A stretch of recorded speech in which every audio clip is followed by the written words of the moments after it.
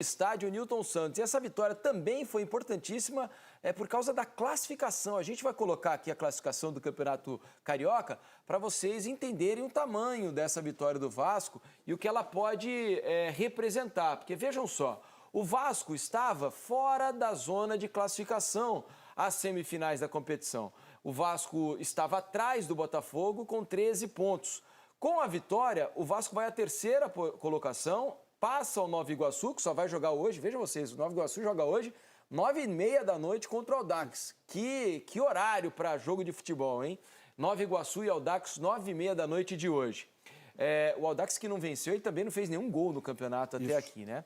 O Botafogo, com a derrota, permanece na quinta posição, com 1 ponto a menos que o Nova Iguaçu, que ainda não jogou na rodada. Então, essa diferença pode se transformar em 4 pontos para o Nova Iguaçu. O Botafogo, na pior das hipóteses, né, vai ficar 2 pontos atrás do quarto colocado, que em caso de vitória do Nova Iguaçu, será o Vasco. Então, a derrota foi muito ruim para o Botafogo, também por causa da classificação, corre sério risco de não ir às semifinais do Campeonato Carioca, né, Grafa? Ainda tem essa questão da próxima fase do campeonato. A próxima fase, né? O Botafogo tem uma semana decisiva, né? Vem a pré-Libertadores agora, né? Uma vitória hoje era importante para ir para a pré-Libertadores mais tranquila. O Vasco tinha uma necessidade maior da vitória hoje, tinha um apelo maior porque estava atrás do Botafogo na tabela, mas conseguiu um grande resultado. Para o Botafogo, ele vai ter que fazer o dever de casa da Libertadores contra a Aurora, né? Isso.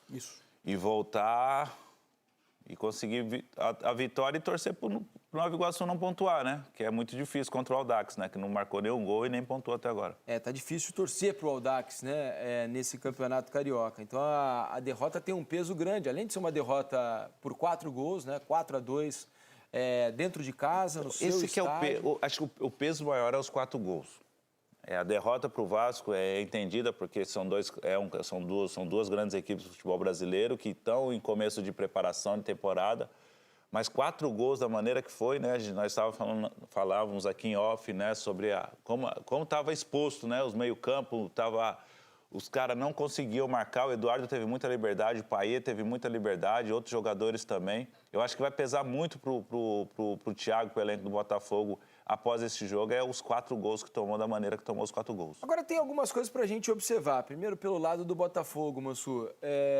Não sei se você vai concordar comigo, mas há coisas positivas para se tirar desse jogo contra o Vasco, né? A produção ofensiva do Botafogo, o primeiro tempo que foi bom do Botafogo, né? Acho que o Botafogo foi um primeiro tempo equilibrado, mas se tivesse que ter dar uma vitória parcial para um dos dois lados, se fosse pontos, exato. Eu daria ao Botafogo, que eu acho que o Botafogo foi um pouco melhor do que o Vasco na primeira etapa. Na segunda, o Vasco foi bem melhor do que o Botafogo. Mas o Botafogo conseguiu ter bons momentos, tem a boa participação do Vitor Sá, que acho que fez a melhor partida dele no ano, levando vantagem quase sempre pelo lado esquerdo.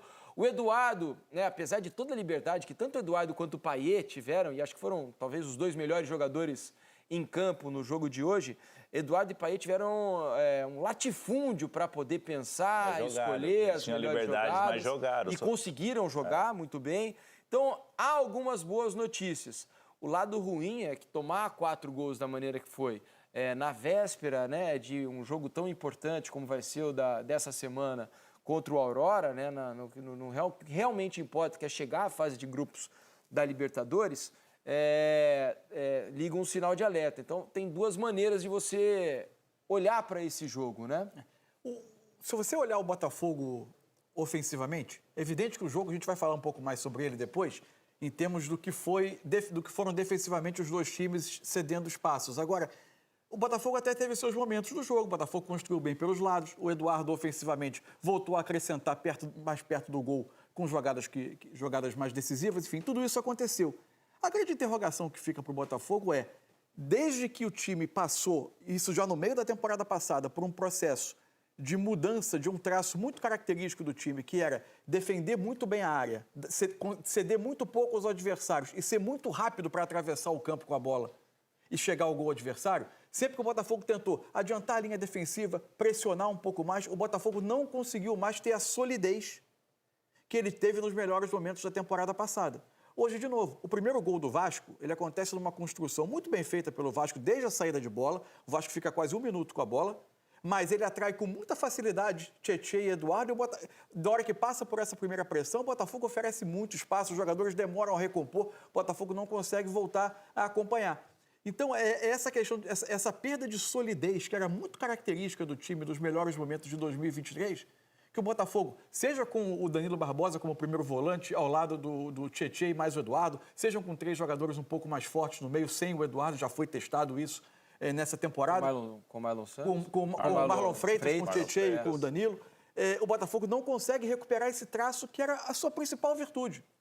Então, é uma mudança um pouco de DNA do time, que era um time que protegia muito bem a área. Além disso, ele não se incomodava tanto, por vezes, em momentos dos jogos que o adversário rondava a sua área, porque a área era muito bem defendida. Sofreu uma grande mudança também na linha defensiva, sim, toda ela alterada para esse ano praticamente. Saiu o Adrielson, saiu o Vitor Cuesta, teve troca na lateral direita. Hoje estreou o Damian Soares, que sofreu muito com o Piton, né? E é um lado forte do Vasco. Mas eram grandes rebatedores de bola. E o Botafogo hoje não consegue ter essa solidez no centro do campo. E isso custa ao time permitir oportunidades com muita facilidade. Né? Fica muito exposto. O único jogo que o Botafogo defendeu um pouco melhor foi quando ele teve os 3 homens mais fortes no meio contra o Flamengo. Só que ele ficou, por outro lado, ele se desequilibrou na parte ofensiva, que ele não conseguiu incomodar do outro lado. Ô, Grafa, o Vitor Sá foi um ponto de desequilíbrio a favor do Botafogo no jogo de hoje, principalmente no primeiro tempo, né? Ele conseguiu levar vantagem em diversos lances e às vezes o torcedor do Botafogo vai questionar, mas o Júnior Santos, que talvez tenha sido o mais regular dos atacantes aí na reta final do Campeonato Brasileiro, no começo dessa temporada, fica como opção do banco de reservas, ele costuma jogar do lado direito. Como é que você entende a montagem desse ataque do Botafogo? Como é que o Botafogo, né, sem o Luiz Henrique, porque está machucado e vai ficar um tempo fora, como é que você montaria esse time pensando na Libertadores, no jogo contra o Aurora? Pela fragilidade da equipe do Aurora, que a gente conhece pouco, mas sabe que não é equipe de potência no futebol sul-americano, eu acho que ele poderia atuar com os dois, com o Júnior pelo lado direito e o Sá aqui pelo lado esquerdo. O Sá foi uma alternativa muito boa hoje, no mano a mano sempre, muita velocidade. Sem Savarino? Então, tem o Savarino, que é um jogador mais... Ele flutua mais pelo meio, eu acho o Júnior mais agudo. Só que aí você fica sem essa qualidade de passe. Ele não fez um mau jogo o Savarino hoje não, também, ele não fez um mau jogo, não. Ele tá bem, ele se adaptou bem ao Botafogo. Mas pela característica do Aurora, eu acho que o jogo contra o Júnior Santos tem mais velocidade. Eu não sei como é que o Júnior Santos está esse ano. Se ele se apresentou bem, se fez uma boa pré-temporada, porque ele está sendo opção no segundo tempo. O Savarino estreou bem. Eu acho que o Thiago vai ter essa dúvida aí para o próximo jogo, mas o Sá certamente é titular aqui pelo lado esquerdo. Hoje ele teve um gol impedido por milímetros ali no primeiro tempo. Teve a jogada do segundo tempo que ele poderia finalizar, ele fez a opção do passe. Eu acho que hoje ele e o Tiquinho ali são titulares do ataque do Botafogo. Esse lance que a gente está vendo que origina o pênalti, né? E o PC vai falar sobre os lances polêmicos daqui a pouco também. Nesse momento do jogo, o Vasco foi muito feliz no aproveitamento das suas chances também, né? Foi. O Botafogo tinha tido 2 boas oportunidades, uma com o Damian Soares, que acaba não definindo bem a jogada, mas ele demorou consegue infiltrar bem. Para cruzar. E pouco depois, o Vitor Sá tem uma infiltração pelo lado esquerdo, que ele até podia ter definido o lance. Ele tentou o passe para o meio e acaba não sendo feliz. O jogo chegou a ter um resultado muito elástico, de 4-1, num jogo que até poderia ter pendido para qualquer um dos lados até aquele momento. Eu acho que o que vai preocupar o Botafogo é essa questão. E pelo lado do Vasco, assim, a linha de 5, que parece ter se estabelecido como a principal...